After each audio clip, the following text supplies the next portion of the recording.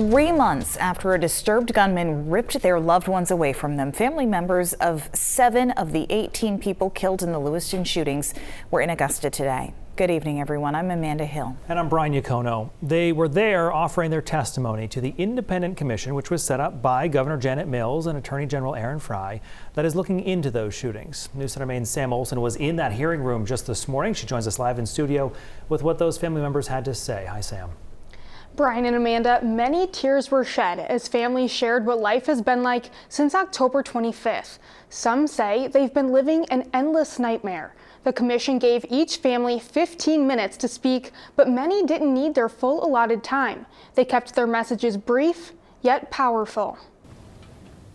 It's really hard to summarize my husband in just a few minutes, but I'm going to try my best. Navigating life without their loved ones is still a new reality. Many saying the pain comes most in the little things. It's like signing Christmas gift tags, just mom, after 24 years of signing the mom and dad. Kathleen Walker, the wife of Jason Walker, who was killed at Just-in-Time Recreation, was also at the bowling alley at the time of the shooting. She says they just picked up bowling as a new hobby they could do together as they settled into life as empty nesters. On October 25th, when we arrived for practice, Bob and Lucy Violet cheerfully held the door for us. And then Thomas Conrad came out from behind the counter and greeted each of us with a great big bear hug. Little did I know that 2.5 hours later, they would all be dead. When the gunman began shooting, she says Jason and his best friend, Mike DeLawyer, first made sure their wives were safe, then charged Robert Card. Both Jason and Mike died while trying to save others. That safety, peace, and security of our lovely life together disappeared in 48 seconds. Family after family testified through tears, recounting the moments they got the news their loved ones had died. Informing me that Peyton didn't make it. Rachel Sloat is Peyton Brewer Ross's fiance. Peyton was playing cornhole at Schmenke's Bar and Grill.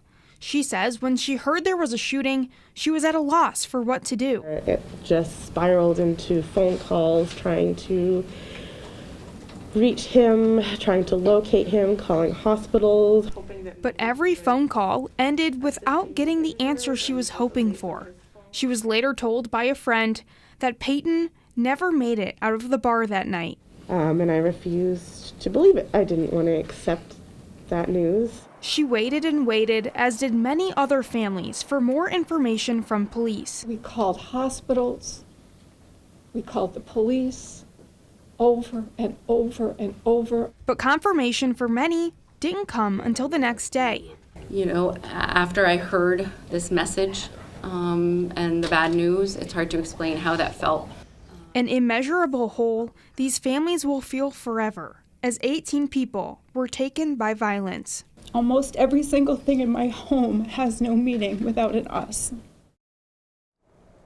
One woman who survived the shooting says she's haunted by survivor's guilt, thinking of her husband who didn't make it out.